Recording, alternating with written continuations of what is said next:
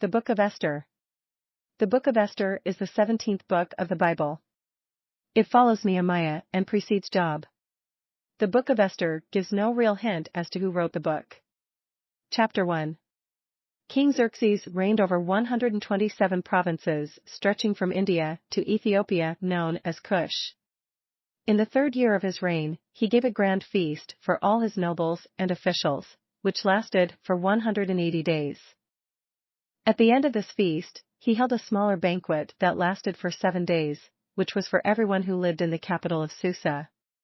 The main purpose of this banquet was to show off his wealth and power, including his vast wine cellar, servants, furniture, and gardens.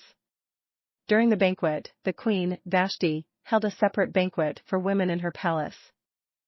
However, on the 7th day of the king's banquet, he became drunk and commanded that Queen Vashti appear before him, wearing her royal crown, to be displayed to his guests and to honor his power. But Vashti refused to obey the order, which enraged the king and his advisors. The king demanded, "What must be done to Queen Vashti? What penalty does the law provide for a queen who refuses to obey the king's orders, properly set through his eunuchs?" His advisors believed that the queen's action would set a precedent for disobedience among women in the empire. Therefore, they ultimately advised the king to remove her from the position of queen, and that the king would choose a new queen from among the most beautiful virgins in the empire. The king sent letters to all parts of the empire, to each province in its own script and language, proclaiming that every man should be the ruler of his own home and should say whatever he pleases. Chapter 2. King Xerxes' personal attendants suggested, "Let us search the empire to find beautiful young virgins for the king. Let the king appoint agents in each province to bring these beautiful young women into the royal harem at the fortress of Susa. Haggai, the king's eunuch in charge of the harem, will see that they are all given beauty treatments. After that, the young woman who most pleases the king will be made queen instead of Vashti." This advice was very appealing to the king, so he put the plan into effect. This took place in Susa, the capital of Persia. Young virgins from all corners of the empire were brought to the king to be evaluated for their beauty and desirability as potential wives. The chapter introduced a Jewish man named Mordecai, who was a servant in the king's court. His family had been among those who had been exiled from Jerusalem to Babylon by King Nebuchadnezzar. Mordecai took in his orphaned cousin Esther and raised her as his own daughter. Esther was beautiful and caught the attention of the king's officials, Haggai, who added her name to the list of potential brides to be presented to the king. The young women were prepared for their meeting with the king by undergoing a year-long beauty treatment, which involved oil and myrrh. Esther, however, was given only the cosmetics and ointments that she brought with her. Despite this, she wins favor with the eunuch in charge of the harem and is selected to be one of the 7 virgins who will be presented to the king. Esther had not told anyone of her nationality and family background, because Mordecai had directed her not to do so. When it was Esther's turn to go to the king, she accepted the advice of Haggai, the eunuch in charge of the harem. She asked for nothing except what he suggested, and she was admired by everyone who saw her. The king loved Esther more than any of the other young women. He was so delighted with her that he set the royal crown on her head and declared her queen instead of Vashti. He gave a great banquet in Esther's honor. One day, as Mordecai was on duty at the king's gate, he overheard a plot to assassinate the king and reported it to Esther, who told the king in Mordecai's name. The conspirators were arrested and executed. Chapter 3. Some time later King Xerxes promoted Haman son of Hammedatha the Agagite over all the other nobles, making him the most powerful official in the empire. All the king's officials bowed down before Haman to show him respect whenever he passed by, for that was the king's command. But Mordecai refused to bow down. When Haman saw that Mordecai would not bow down, he was filled with rage. He had learned of Mordecai's nationality, so he decided it was not enough to lay hands on Mordecai alone. Instead, he looked for a way to destroy all the Jews. Haman planned and chose a date to execute the action. Then Haman approached King Xerxes and said, There is a certain race of people scattered through all the provinces of your empire who keep themselves separate from everyone else. Their laws are different from those of any other people, and they refuse to obey the laws of the king. So it is not in the king's interest to let them live. If it pleases the king, issue a decree that they be destroyed, and I will give 10,000 large sacks of silver to the government administrators to be deposited in the royal treasury.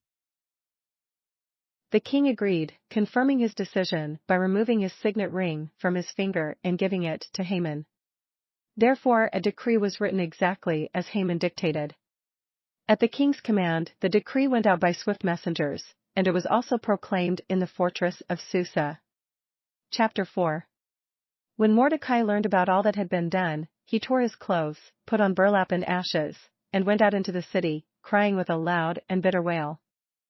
He went as far as the gate of the palace, for no one was allowed to enter the palace gate while wearing mourning clothes. And as news of the king's decree reached all the provinces, there was great mourning among the Jews.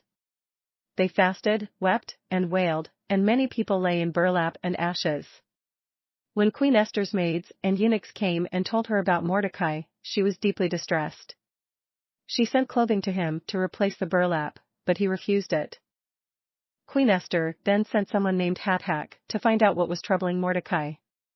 Mordecai told Hathach the whole story, including the exact amount of money Haman had promised to pay into the royal treasury for the destruction of the Jews. He gave him a copy of the decree to show it to Queen Esther and also directed her to go to the king to beg for mercy and plead for her people. The queen in turn sent Hathach back to Mordecai saying, All the king's officials and even the people in the provinces know that anyone who appears before the king in his inner court, without being invited, is doomed to die unless the king holds out his gold scepter. And the king has not called for me to come to him for 30 days. Mordecai sent this reply to Queen Esther. Don't think for a moment that because you're in the palace you will escape when all other Jews are killed. If you keep quiet at a time like this, deliverance and relief for the Jews will rise from some other place, but you and your relatives will die. Who knows if perhaps you were made queen for just such a time as this? Then Queen Esther sent this reply to Mordecai. Go and gather together all the Jews of Susa and fast for me. Do not eat or drink for 3 days, night or day. My maids and I will do the same. And then, though it is against the law, I will go in to see the king. If I must die, I must die. So Mordecai went away and did everything as Queen Esther had ordered him. Chapter 5. On the 3rd day of the fast, Esther put on her royal robes and entered the inner court of the palace, just across from the king's hall. The king was sitting on his royal throne, facing the entrance. When he saw Queen Esther standing there in the inner court, he welcomed her and held out the gold scepter to her. So Esther approached and touched the end of the scepter. Then the king asked her, What do you want, Queen Esther? What is your request? I will give it to you, even if it is half the kingdom. If it pleases the king, let the king and Haman come today to a banquet I have prepared for the king. The king turned to his attendants and said, Tell Haman to come quickly to a banquet, as Esther has requested. So the king and Haman went to Esther's banquet. And while they were drinking wine, the king said to Esther, Now tell me what you really want. What is your request? I will give it to you, even if it is half the kingdom. Queen Esther, however, asked that both the king and Haman return tomorrow for a banquet, then she will explain everything. Haman left and bragged before his wife and friends about the promotion and honor the king and queen have given him. He then added, But this is all worth nothing as long as I see Mordecai the Jew just sitting there at the palace gate. So Haman's wife, Zeresh, and all his friends suggested that he set up a sharpened pole that stands 75 feet tall, and in the morning asked the king to impale Mordecai on it. Chapter 6. That night the king had trouble sleeping, so he ordered an attendant to bring the book of the history of his reign so it could be read to him. In those records, he discovered an account of how Mordecai had exposed the plot of the eunuchs who guarded the door to the king's private quarters. They had plotted to assassinate King Xerxes, yet he had never been rewarded. Just then, Haman entered the king's presence to request permission to have Mordecai hanged on the gallows he had prepared for him. Before Haman could make his request, the king asked him what should be done for someone the king wishes to honor. Haman thought to himself, "Whom would the king wish to honor more than me?" So he replied, "If the king wishes to honor someone, he should bring out one of the king's own royal robes, as well as a horse that the king himself has ridden, one with a royal emblem on its head. Let the robes and the horse be handed over to one of the king's most noble officials. And let him see that the man whom the king wishes to honor is dressed in the king's robes and led through the city square on the king's horse. Have the officials shout as they go, 'This is what the king does for someone he wishes to honor.'" Unbeknownst to Haman, the king ordered him to lead this procession for Mordecai. As Mordecai is paraded through the streets in royal attire on horseback, Haman's anger and humiliation grew. Chapter 7. So the king and Haman went to Queen Esther's banquet. On this second occasion, while they were drinking wine, the king again asked the queen to tell him what she wanted. Queen Esther replied, "If I have found favor with the king, and if it pleases the king to grant my request, I ask that my life and the lives of my people will be spared. For my people and I have been sold to those who would kill, slaughter, and annihilate us. If we had merely been sold as slaves, I could remain quiet, for that would be too trivial a matter to warrant disturbing the king." Who would do such a thing? Who would be so presumptuous as to touch you? "This wicked Haman is our adversary and our enemy." Haman grew pale with fright before the king and queen. Then the king jumped to his feet in a rage and went out into the palace garden. Haman, however, stayed behind to plead for his life with Queen Esther, for he knew that the king intended to kill him. In despair he fell on the couch where Queen Esther was reclining, just as the king was returning from the palace garden. The king exclaimed, Will he even assault the queen right here in the palace, before my very eyes? The king was immediately informed about Haman's murder setup, and in anger, declared that Haman be impaled on the pole he had set up for Mordecai. Chapter 8. On that same day King Xerxes gave the property of Haman, the enemy of the Jews, to Queen Esther. Then Mordecai was brought before the king, for Esther had told the king how they were related. The king took off his signet ring which he had taken back from Haman and gave it to Mordecai. And Esther appointed Mordecai to be in charge of Haman's property. Then Esther went again before the king, falling down at his feet and begging him with tears to stop the evil plot devised by Haman the Agagite against the Jews. To this the king replied, Now go ahead and send a message to the Jews in the king's name, telling them whatever you want, and seal it with the king's signet ring. But remember that whatever has already been written in the king's name and sealed with his signet ring can never be revoked. The king's secretaries were summoned, and a decree was written exactly as Mordecai dictated. It was sent to the Jews and to the highest officers, the governors, and the nobles of all the 127 provinces. The decree was written in the name of King Xerxes and sealed with the king's signet ring.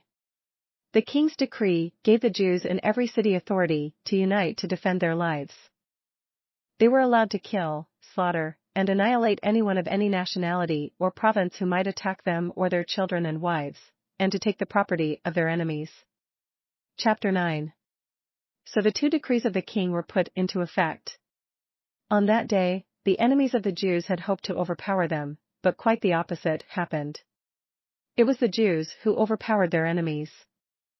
The Jews gathered in their cities throughout all the king's provinces to attack anyone who tried to harm them. But no one could make a stand against them, for everyone was afraid of them.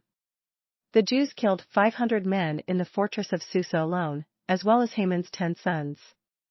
Then the Jews at Susa gathered together and killed 300 more men, and again they took no plunder. Meanwhile, the other Jews throughout the king's provinces had gathered together to defend their lives. They gained relief from all their enemies, killing 75,000 of those who hated them. But they did not take any plunder. Mordecai and Queen Esther set up a festival to celebrate this feat. This was called the Festival of Purim. So the command of Esther confirmed the practices of Purim, and it was all written down in the records. Chapter 10. King Xerxes imposed a tribute throughout his empire, even to the distant coastlands. His great achievements and the full account of the greatness of Mordecai, whom the king had promoted, are recorded in the book of the history of the kings of Media and Persia. Mordecai the Jew became the prime minister, with authority next to that of King Xerxes himself. He was very great among the Jews, who held him in high esteem, because he continued to work for the good of his people and to speak up for the welfare of all their descendants.